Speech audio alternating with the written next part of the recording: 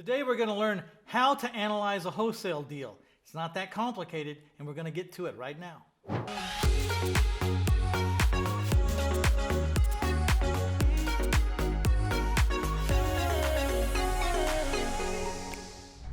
There are a few things we need to get straight right now, and one of them is that the wholesale community in general is not interested in your profit.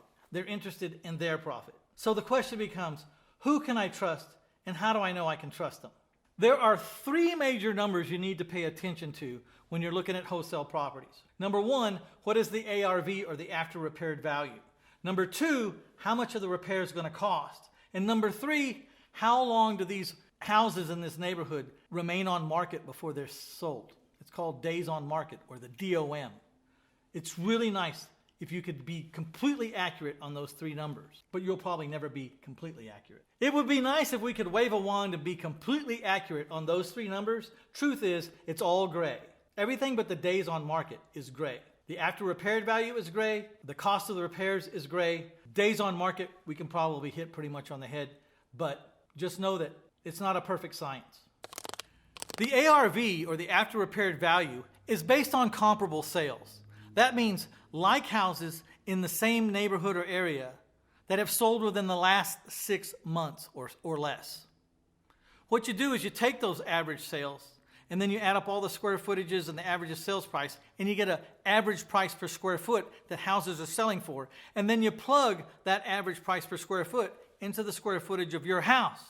Now that should do it, but again, there are things that you can't see with the naked eye, and I want to point out, particularly school districts. A house exactly the same as a house across the street can vastly differ in value because one house is in a better school district than another house. So make sure you check school districts when you're looking at ARVs and you're looking at comps. And make sure that the houses you're looking at are in the same school district. You might say, Mitch, how did you figure that out? Well, let me tell you. I bought a house one time for a price based on what the house across the street went for. I immediately put it up for sale for the same price as the house across the street, because the house across the street was only on the market for 3 days. I sat with mine for 6 months and dang near lost money on the sale of this house. I had a $50,000 margin and I was going to make some really good money until I found out that the house across the street was in a very rich school district and my house was in a very poor school district. As you can imagine, trying to estimate the repairs on a house could be all over the map. How long are you giving people? Exactly what are you going to have done? What level of materials are we going to use? This is big gray. Lots of gray here. So you want to make sure you're comparing apples to apples. When you look at the comps in the neighborhood, you need to go maybe even get an appointment to see the inside, or at least read the full listing agreement or the listing that the agent posted when they did have the house for sale.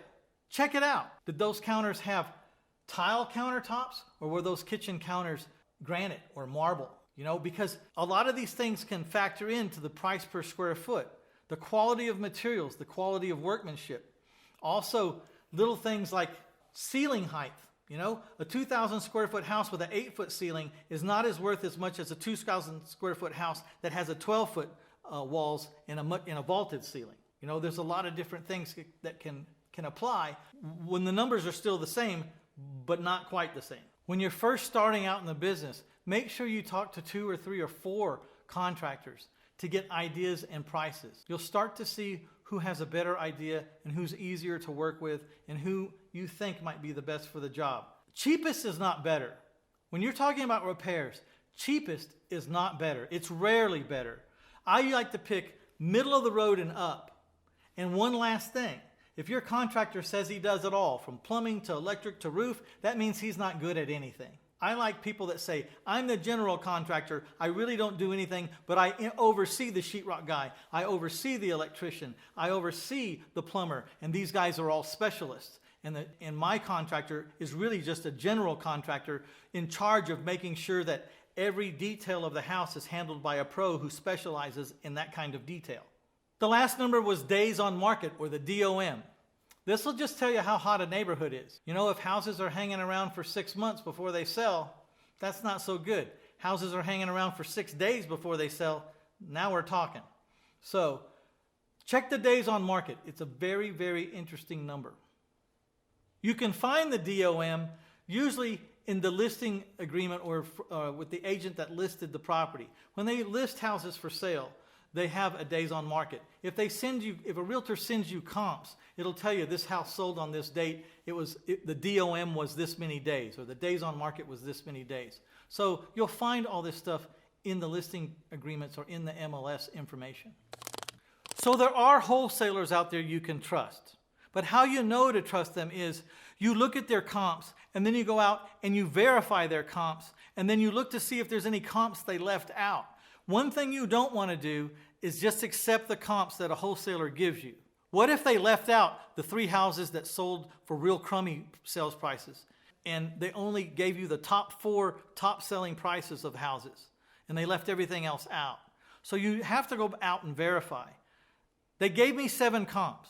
How many comps were available? Oh, there were 15 comps available? Why did they pick just these 7 and not give me the other 8? You know why? Because these 7 sold at the 7 highest prices, and they're trying to get a lot of money for their house. When you catch someone doing that to you, that's not the kind of wholesaler you want to deal with. You want to deal with a wholesaler that's honest. They give you the whole 15 and tells you the worst selling house prices and the best selling house prices. And you also want to be careful of wholesalers that tell you that the repairs on this house will only cost $20,000. When you and I both know they're going to cost $30,000 if they're going to cost a dime. So the tendency of a lot of wholesalers is to overestimate the value of the house and to downplay the cost of the repairs, creating a big spread for them to sell to you.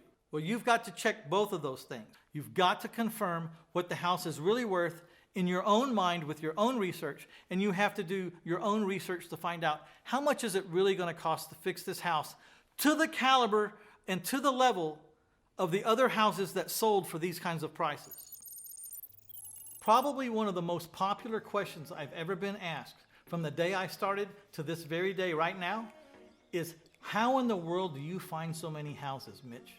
So one day I decided to answer that question, and I started going back. How did I find this house? How did I find that house? I had to talk to my partners. Hey, you remember that house over there in the east side? How did we find that house?